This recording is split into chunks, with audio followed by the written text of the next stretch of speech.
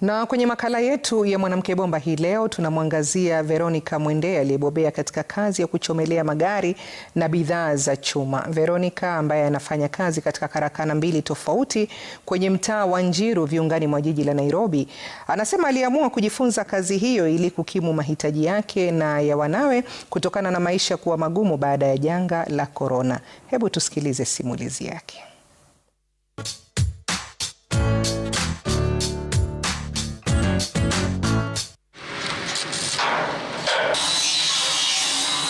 Kwa majina anaitwa Veronica Mwende kutoka Makueni. Lakini sasa hivi niko hapa Njiru kufanya kazi. Sasa hivi na umri wa miaka 28. Mimi ni mama, mimi niko na watoto wawili, msichana na kijana. Tunaishi pamoja na watoto wangu. Mimi nahusika na welding, naweza kuchoma, grind, kata paka hadi rangi. Hii kazi nilianza out of curiosity. Nilikuwa nataka kujua venye chuma wanga zinaunganishwa zinakaa sana kwa mlango. Venye zinakanga chuma zinakaa mbili lakini zimeunganishwa zinakaa ni kama ni moja. Sasa hiyo kitu ndio nilitaka nijue ni aje hizo chuma zinaunganishangwa hivi. Hiyo ndio tukafanya nikaingia kwa welding.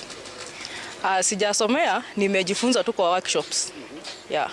Wakati nilikuwa natengeneza milango na madirisha, hiyo time kuna wenye walikuwa wananijua, lakini sasa hivi venye nitoka kwa milango, sasa hivi niko huku bado sijajulikana sana. Nashughulika na either hizi molds, hizi mixers ama magari za Land Cruiser. Hapo sasa ni kujituma tu na kujikaza juu. Sasa unajua utasema eti juu niko kwa wanaume sitafanya kazi ama nitajibana sitafanya kazi. Kuna watu wanaongea wanasema msichana kama hii ni kazi ngumu sana, ufai kuwa unafanya hii kazi. Hii kazi ni ya wanaume, hii kazi ni ngumu sana.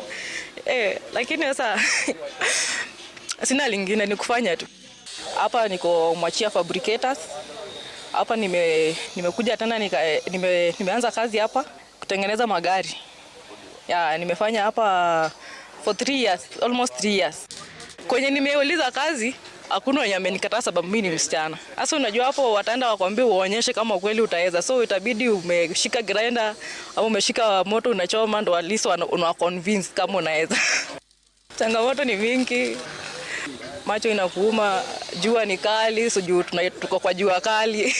Kuna hizi ajali kidogo za workshop. Saa zingine kazi wanga inakosekana. Sasa hapo ndo unatafuta plan B.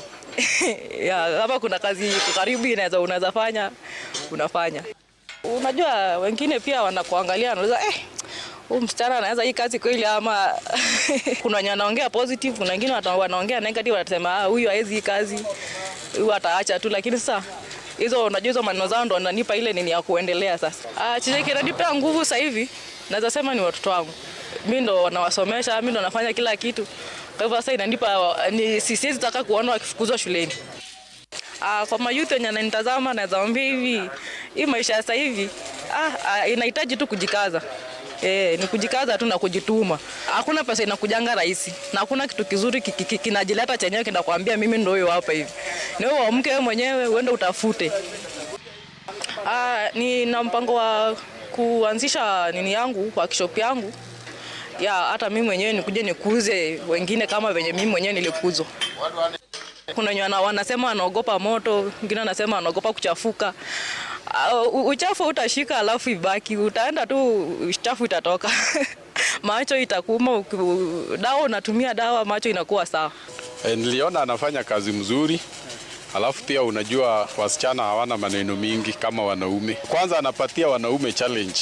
Hiyo ndio kitu mzuri zaidi. Cha muhimu sana ni kujituma na ukubali juu obviously hakuna kitu kizuri kinakujanga kwa urahisi. Lazima ukitafute.